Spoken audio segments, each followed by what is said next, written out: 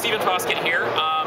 If you followed the Tech Field Day, you've probably heard about CradlePoint. We use these little guys, little routers like this, to provide wireless access while we're on the bus, at the customer sites and things like that. I was glad to find here at Interop the CradlePoint folks themselves, and right here is Gary, the CTO. So hey, hello. How are you? Very good, thank you. And we've been really happy with your products. You know, we rely on them as part of the Tech Field Day mechanism to make it all happen. I mean, it's live blogging, you know, using your products. So what are you guys doing? What are you guys showing here at the show? One of the things we're showing here at the show is the MBR1200. Okay. And this is our latest Gigabit Router. It's intended to go into a small office, enterprise branch type applications. Yep.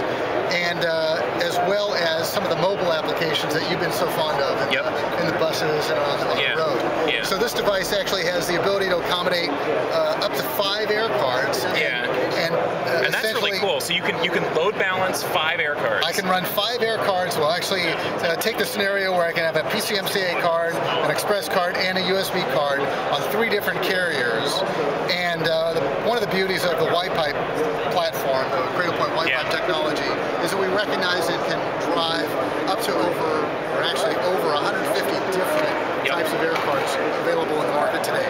Wow. So here we have this platform is a Gigabit router. I can run in my office a whole bunch of different internet-connected applications, as well as Wi-Fi. This has an integrated Wi-Fi and radio. So you can you can connect your office LAN. I got my office LAN. It's got Wi-Fi. I got Wi-Fi, so it's a multi-WAN, multi-LAN, wireless and wired WAN, wireless and wired LAN, all in a box. All in a box. Now, are people using this as their primary internet connection, or are they using it as a failover?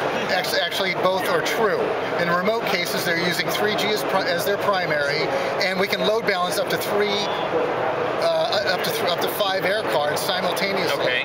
Load balancing is not like data aggregation. We're not disassembling everything, stuffing it through multiple pipes and quintupling our bandwidth. We basically have the ability to run multiple sessions. So if you have multi-users or multiple applications on one laptop, we'll actually have the intelligence to route all of those different sessions through different pipes. Okay. So if you're running something like an FTP session here, a web session here, a voice session here, we can actually break those out and run them over different pipes so that you're aggregating, so you're load balancing the requirements across the various WANs that you have available. Okay, so this user might be on Sprint and this user might be on AT&T, or this application might be on Sprint and this application might be on AT&T on the same machine. On the same machine is multiple, whatever session needs the next piece of bandwidth, we'll allocate it out with a special application routine that we have built into our platform. Well, that's great. So in addition to that multi-WAN on the wireless side, one of the key applications that's really driving a lot of volume that we've seen is 3G and 4G failover. Okay. So in the scenario where you've got a DSL circuit connected and you have an air card plugged in as a backup, in the scenario where the DSL goes out, and this happens a lot more often than people think, roughly 2 to 5 hours per month, you're going to have a DSL outage. And you don't know when it's going to happen, and the worst thing is you don't know when it's coming back. So during that period of time, when your point of sale terminal is out, or your data lookup is out, or you don't have access to your database to run your business, you're back to making phone calls to figure out, hey, do I have enough inventory to fulfill this order? With this kind of scenario, we automatically detect when we have an outage. Within 15 or so seconds, we're kicked in to a 3G or whatever air card you have plugged in. You're up and running. If you have VPN plugged in, and by the way, we support multiple VPN tunnels in this platform, it can reestablish that VPN connection. Get back to the head office. You have your data application running, or your voice application. Your VoIP phones are back up and running, and you don't have any downtime. And the good news is, when it recognizes that DSL has come back on, it'll turn off the air card and switch back on DSL to save your minutes on your air card. That's great. I've actually used my PHS300 as a backup when my cable internet went down at my house, and it was funny. It turned out that it wasn't the internet provider; it was actually the backhaul cable, and it took out AT&T also.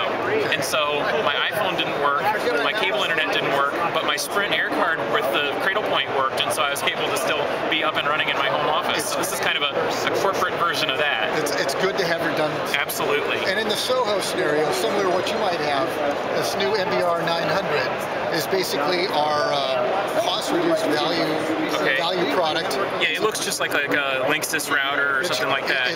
It's a 10100 router with 802.11n technology. Yep. It's a 2x1 MIMO. Great coverage in your house. It'll shoot signal 600 feet.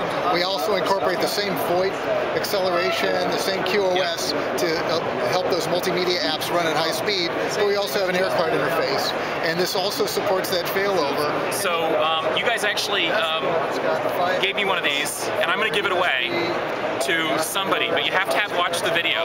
So the password is, what's the password? Y-pipe. Okay, the password is Y-pipe. If you want to win this, send me an email, say Y-pipe, and I'm going to give it away to somebody in a week. So whoever wants it. All right. Awesome. Great to meet you.